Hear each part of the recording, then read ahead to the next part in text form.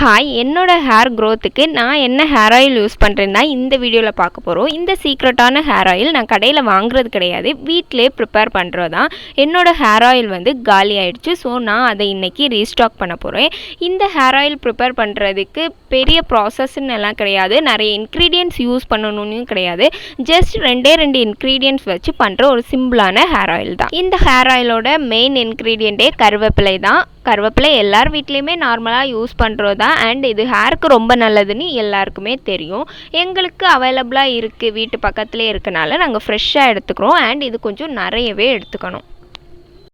Second ingredient ஜீரகம். இதுவும் நம்ம சமையலறையில் காமனாகவே இருக்கிறது தான். 100 மில்லி தேங்காய்க்கு ஒரு 2 ஸ்பூன் அந்த கணக்கில் நீங்கள் எடுத்துக்கிட்டால் போதும். அப்புறமா தேங்காய் எண்ணெய். இது வந்து கடையில் வாங்கினது கிடையாது, வீட்டிலே தேங்காவை காய போட்டு ரைஸ் மில்லில் கொடுத்து அரைச்சி எடுப்பாங்கல்ல, அதுதான். இந்த 3மே இருந்தால் போதும், நம்மளோட ஹேர் ஆயிலை ரெடி பண்ணிடலாம். இந்த ஹேர் ஆயிலை ப்ரிப்பேர் பண்ணுறதுக்கு நான் மண் சட்டி தான் எடுத்திருக்கேன். சட்டி நல்லா சூடான உடனே அதில் கோகோனட் ஆயிலை ஆட் பண்ணிக்கிறேன். இதில் வந்து 2 ஸ்பூன் சீரகம் வந்து ஆட் பண்ணுறேன். நான் கம்மியான அமௌண்ட்டில் தான் ப்ரிப்பேர் பண்ணுறேன். சீரகம் வந்து பொரிஞ்சு வந்த அப்புறமா அந்த கருவேப்பிலையை வந்து நாங்கள் ஜாஸ்தி அமௌண்ட்டில் ஆட் பண்ணுறேன்.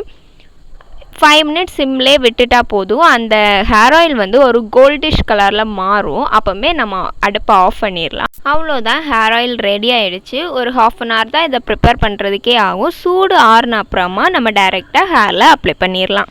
இப்போ இந்த ஹேர் ஆயிலை நான் என் ஹேரில் எப்படி அப்ளை பண்ணுறேன்னு பாருங்கள். ஹேர் ஆயில்னாலே சிலவங்க நிறைய ஹேர் ஃபுல்லும் எடுத்து அப்ளை பண்ணுவாங்க. நான் அந்த மாதிரி அப்ளை பண்ண மாட்டேன். என்னைக்காச்சும் ஒரு நாள் அந்த மாதிரி யூஸ் பண்ணுவேன். இல்லாட்டா கொஞ்சமாக கம்மி அமௌண்ட்டில் எடுத்து நான் ஹேரில் அந்த ஸ்கேல்ப்பில் தான் ஃபஸ்ட் அப்ளை பண்ணுவேன். ஸ்கேல்ப் ஃபுல்லுமே கொஞ்சம் கொஞ்சமாக செக்ஷன் பை செக்ஷனாக எடுத்து அப்ளை பண்ணிவிட்டு அப்புறமா ஹேரோட எட்ஜஸ் இருக்கலாம், அங்கேயும் நல்லா ரப் பண்ணி விட்டுருவேன். அவ்வளோதான். லாஸ்ட் 2 இயர்ஸாக நான் இந்த ஹேர் ஆயில் தான் யூஸ் பண்ணுறேன். எனக்கு ரொம்பவே ரிசல்ட்டு பக்காவாக இருக்குது. வெளியே ஷாப்பில் இருந்தும் நான் வாங்கி யூஸ் பண்ணியிருக்கேன். பட் அதெல்லாம் கம்பேர் பண்ணும்போது இது ரொம்பவே நல்லாயிருக்கு. வீட்டிலையே இன்னும் நிறைய இன்க்ரீடியன்ட் ஆட் பண்ணியும் பண்ணுவாங்க, அதுவும் நான் ட்ரை பண்ணியிருக்கேன். பட் அதை விடவும் எனக்கு இதில் தான் ரிசல்ட்டு நல்லா இருக்கிற மாதிரி தோணுது.